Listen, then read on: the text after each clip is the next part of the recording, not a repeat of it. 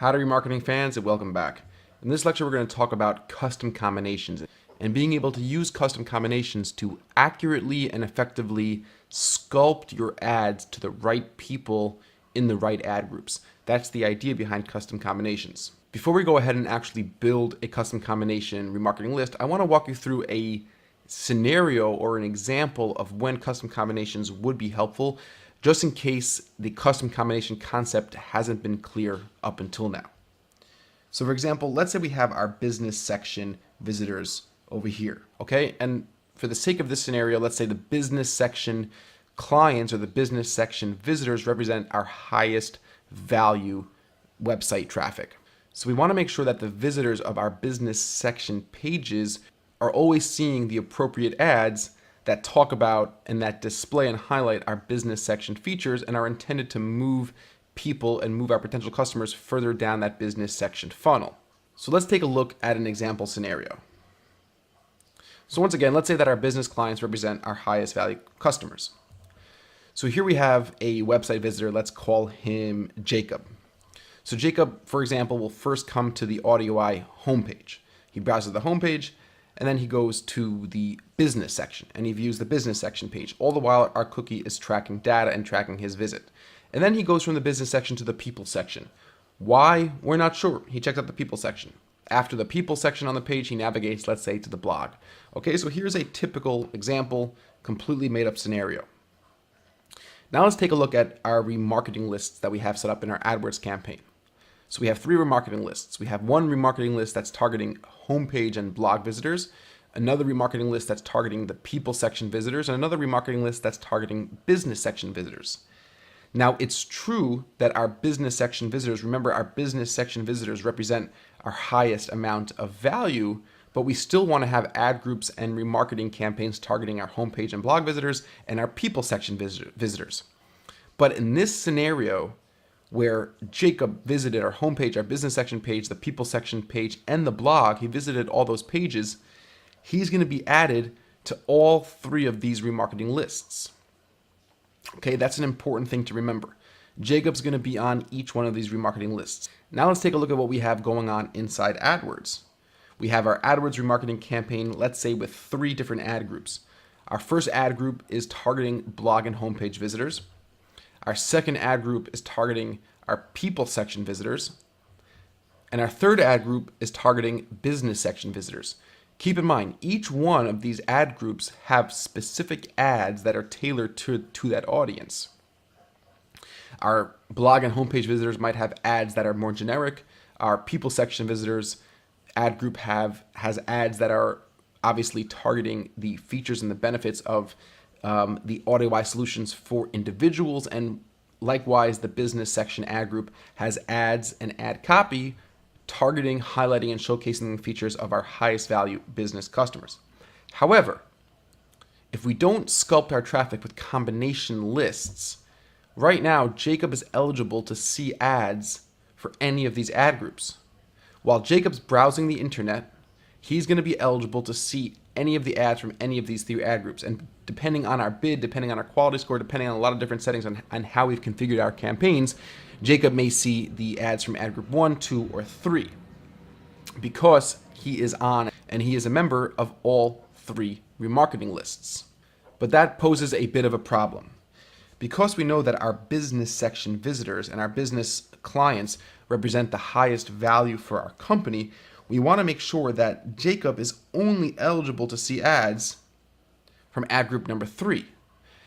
We're making our best guess. We're making a hypothesis that because Jacob visited the business section, he is a potential business client. And we want him to only get our ads that are targeting the business features and benefits. And we also want Jacob to be bid on with the aggressive bids that we have going in ad group number 3. We don't want Jacob to be exposed to rotating ads from all three of our ad groups. That's not what we want. So what do? This is where negative lists come in, combination lists. For ad group number 1 and ad group number 2, we're going to add a negative list, which is that business section visitors.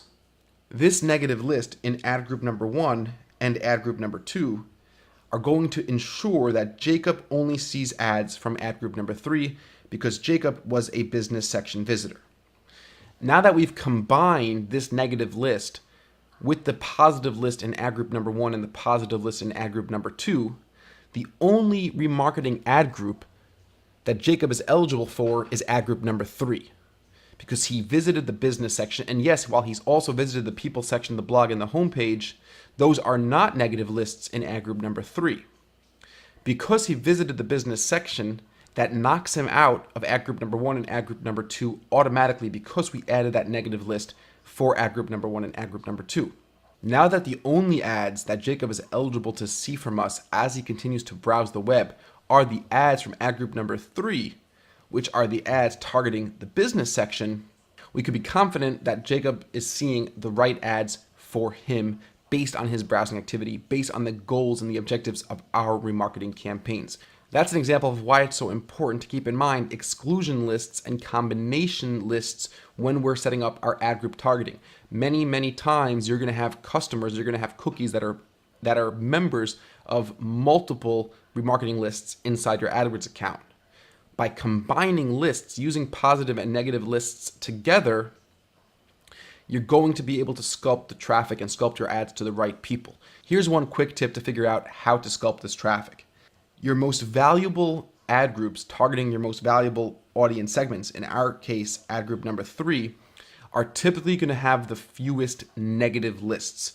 Your lowest value lists and your lowest value ad groups, let's say in our case, ad group number 1 and ad group number 2 for that matter, are going to have the most amount of negative lists. So for example, if you have an ad group targeting all users or all homepage users, you could expect, and you should think about it in this way, that ad group is going to have the most negative lists, because there are going to be more and more valuable things that a person could have done on your website, or more valuable pages that person could have seen on your website that will disqualify him from seeing those generic ads. So the more specific, the more valuable your ad groups get, the less negative lists they're going to have. The more generic and the less valuable your ad group targeting is, the more negative lists your ad groups are going to have. So that's an easy way to remember how to set this up. Now let's jump over into AdWords and actually set up a custom combination remarketing list.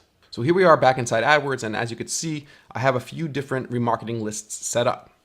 So let's go ahead and set up a remarketing list, that ad group number 2, targeting all people section visitors, and we're going to want to have a custom combination that's going to exclude all business section visitors. So we'll create a new remarketing list. It'll be website visitors. We'll name it people section minus business section. And instead of visitors of a page, we're going to go down to custom combination. So any of these audiences, right, we're going to select an audience. We could search for the name of our audience over here. And we find all people section visitors. We're going to add that to our list. So we want to be targeting any of these audiences, right? So all people section visitors. So what we just did is target in a positive list all the people section visitors, which is what you want for this medium ad group that's targeting our valuable visitors of the people section, but not our most valuable people of the business section. And we want to select another audience to create a custom combination. We'll click add another. And instead of any of these audiences, we'll say none of these audiences, and we'll find our business, hit enter, all business section visitors, click OK, and then we can write a description if we want to write a description. But that's how we set up a custom combination. Any of these audiences, right, are all people section visitor. We could also add another audience here by doing something like age group 55 to 64, whichever other list we would like to target for this ad group, but in our case, we want to keep it as just people section. And we've also created another rule, and it has to be none of these audiences. Now, let's go back to our example of Jacob. If Jacob visited a people section and the business section, he would not be eligible for this list. He would be eligible for another list we set up, which is all business section visitors. So for ad group number 2, when it comes time to creating our second ad group, which targets the people section visitors, this is the list we want to use, people section minus business section. That ensures that people who saw the business section or people who browsed our business section on our website do not see ads for the people section. They will be funneled, they will be filtered, they will be sculpted, however you want to call it, into the business section ad group, which is yet to be created. So I hope this is really making sense to you. If you have any questions about this, about custom combinations, I know it could get complicated. Different things could seem off. There's a lot of different ways you can go about doing it. Definitely go ahead and ask me any questions you may have on this. I am more than happy and I will be willing to field those questions and try to help you guys find the right solutions for your own campaigns. But that wraps things up for understanding the Google AdWords Audience Builder. As you could see, there's very powerful ways you could do URL-based ad groups. You could also filter by date and time if that's going to be something which is applicable to you. You now know not only how to set up visitors of a page and combinations of visitors of a page or visitors who did not visit another page, you also know how to now set up custom combinations of audiences themselves to help make sure the right ads are shown to the right visitors. Using custom combinations really well will help maximize the value and maximize the profitability of your remarketing campaigns.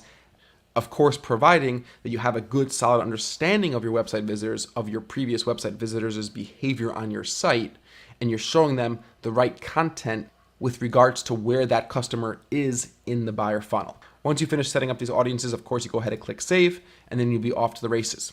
In the next section, we're going to finally set up our remarketing campaigns inside AdWords, which is obviously a very crucial step and a very crucial component in your remarketing journey.